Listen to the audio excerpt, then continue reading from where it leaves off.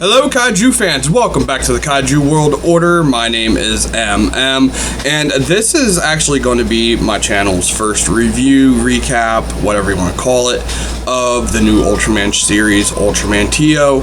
What is Ultraman Teo, you might be wondering? Well, if you are a Kaiju or Toku fan who's been living under a rock for the past month or so, Ultraman Teo is this year's latest Ultraman season, and the first episode just debuted on YouTube on the 4th of July. I'm going to include a little link to that in the channel's, well, not the channel, but this video's description below. And yeah, so I don't want to get right into the spoilers here, so I just want to say, if you are interested in Ultraman and you've already checked out New Generation Ultraman and you didn't really care for it, chances are this won't be for you. This is more or less more of the same that we've been seeing for the past, like, almost 13 years now.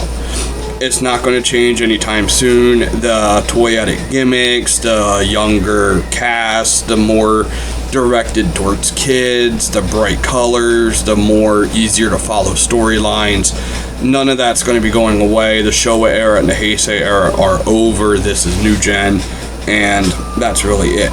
Now, if you are able to tolerate that stuff and you like some of the recent, say, Toho shorts, like the Godzilla 2000 ones and the ones with Godzilla against Hedra and then Gigan, the Jet Jaguar one, if you like those, you will like the action in New Generation.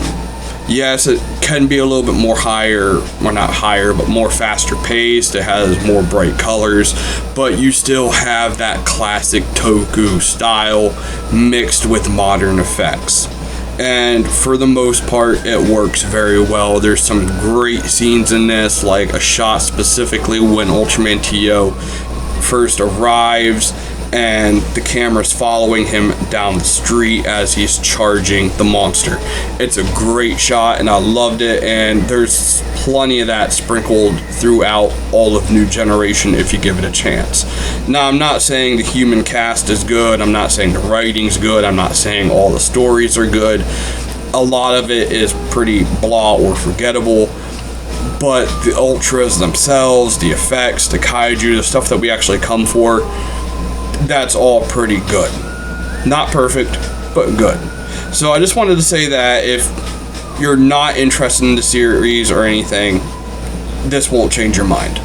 But if you already like New Generation, you like some of the other stuff, or if you're just interested, just keep an open mind and check it out. Now, if you are avoiding spoilers, I would recommend like skipping ahead probably a minute or two or whatever, or just going to watch the episode.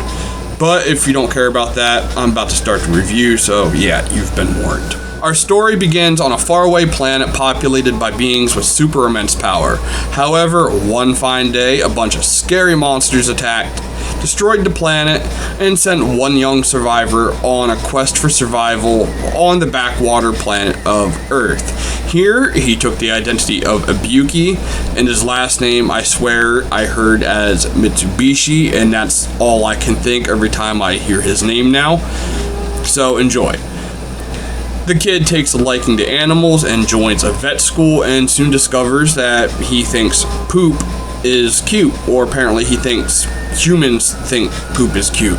I don't know. Look, alright, Japan's weird. I don't know about their culture and stuff. I just like kaiju, so anyway. One fine day, a kaiju attacks and forces him to become an ultra. He becomes Teo, fights the monster, changes some colors, and eventually kills it with a Super Saiyan Golden Stream. And then, just as the episode ends, Teo finds a little Poochie in the woods. That sounds kinky. And a shadowy meeting of a lady and some English-speaking folks talk about Teo, where they just go over that they don't know who he is, why he's there, and it's all just shadowy, like, world building stuff that's probably going to come around in the future, assuming they can carry a coherent story. And then the episode ends, and we're about to start episode 2 for next week. So there's not much to really say about this. It does its job of introducing Ibuki. He's a lot more tolerable than I was thinking he was going to be. I don't want to say trailers and previews, but like some of the descriptions that they were given for this character just made it sound like he was gonna be annoying as hell. I'm glad he's not, at least not yet. The monster was pretty cool. It really reminds me of Bagan. It's a pretty cool monster. We'll be seeing more of it. One thing I really like about it is if you look at the head, when the mouth is open, the jawline near the back still remains closed behind the eye, and you can see teeth sticking out, so it really gives a weird look when the mouth is open. And it has square teeth like a herbivore in the very front.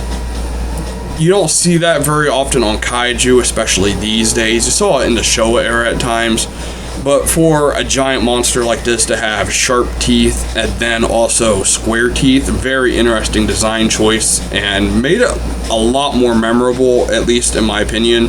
It's a very, I mean, it's a cool looking monster, but it's not super memorable. But that little weird mouth setup it has is definitely gonna probably make it one of my favorite kaiju of this series. So, kaiju fans, I believe that's really it. As I said, there's not much here. We saw some characters that I believe are going to be coming more prominent probably in episode 2 and onward. His fellow vets, who I imagine are going to get roped up into like working with kaiju and shit like that. It's very basic, but it was entertaining, it was fun, it was fast-paced, it wasn't anything to write home about. The kaiju scenes were pretty stellar. They're typical of New Generation. And yeah, that's I think that's really it. And until next time, kaiju fans, peace out, and Minya, take it away. You should like and subscribe.